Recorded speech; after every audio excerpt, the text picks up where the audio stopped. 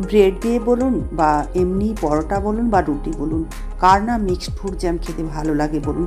প্রত্যেকেই কিন্তু mixed fruit jam খেতে ভীষণ ভালো লাগে, আর বাজার থেকে বেশি বেশি দাম দিয়েই আমরা কিনে নিয়ে আসি। আজকে কিন্তু আমি বাড়িতেই বানিয়ে আপনাদের দেখাচ্ছি কিভাবে মিক্সড ফ্রুট জ্যাম একদম পারফেক্টভাবে বানানো যায়। এর জন্য কি কি ফল নিয়েছি দেখুন। নিয়েছি আম, কলা, বেদানা, মৌসম্বি, আঙ্গুর, আর নিয়েছি আনারস আর আপেল। আপনাদের যেটা পছন্দ হবে, যে ধরনের ফল, আপনারা কিন্তু পছন্দ অনুযায়ী ফল নিয়ে নিতে পারেন। সমস্ত ফলগুলোকে কেটে নিয়ে একটা মিক্সিং জারে এটাকে নিয়ে নিচ্ছি, আর এটাকে স্মুথ পেস্ট বানিয়ে নিয়ে আসছি। এবার দেখুন পেস্ট করে নিয়েছি সমস্ত ফলগুলোকে, আর এটাকে একটু ছেঁকে নিতে হবে। একটা স্ট্রেনার নিয়েছি, স্ট্রেনারের সাহায্যে কিছুটা ছেঁকে নিচ্ছি, কিন্তু সম্পূর্ণ জুসটা ভালোভাবে বেরোচ্ছে না। এর জন্য আমি আরেকটা নেট নিয়েছি, নেট দিয়ে ভালো করে শেষে আমি চেপে চেপে সমস্ত জুসটাকে ভালো করে বের করে নিলাম। এইবার জ্যাম বানানোর জন্য আমি গ্যাসের উপরে একটা কড়াই বসিয়ে দিয়েছি, আর একদম মাপ করে কিন্তু 3 কাপ আমি এই ফলের জুসটা নিয়ে নিচ্ছি। আপনারা কিন্তু মাপ করেই একদম নেবেন, আর ওই সেম কাপ দিয়ে মাপ করে 3 কাপ চিনি দিতে হবে।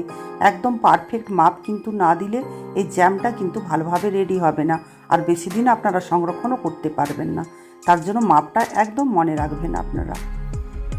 জ্যামের ফ্লেভারটাকে ভালো করার জন্য দিয়ে দিচ্ছি 1 ইঞ্চি মতো দারুচিনি।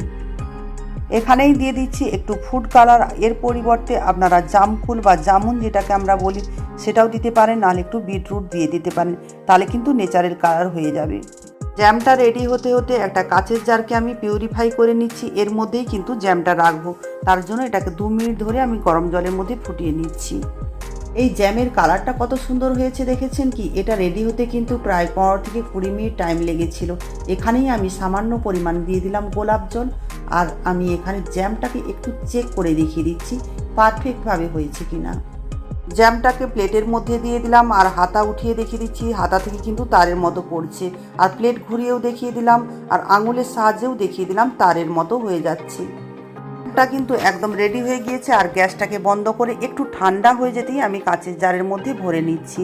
এই জারটাকে কিন্তু পিউরিফাই করে রেখেছিলাম, আর শুকনো কাপড় দিয়ে ভালো করে কিন্তু পুছে নিয়েছি, তারপর জ্যামটাকে ভরে নিয়েছি। জ্যামটা সত্যি একদম দোকানের মতো হয়েছে কিনা সেটা দেখানোর জন্য আমি ঠান্ডা হয়ে যেতেই জারটাকে উল্টো করে দিলাম, তারপর একটা চামচ দিয়েও কিন্তু আপনাদের উঠিয়ে দেখিয়ে দিলাম। দেখে আশা করি বুঝতেই পেরেছেন আপনারা এটা কতটা পারফেক্ট হয়েছে।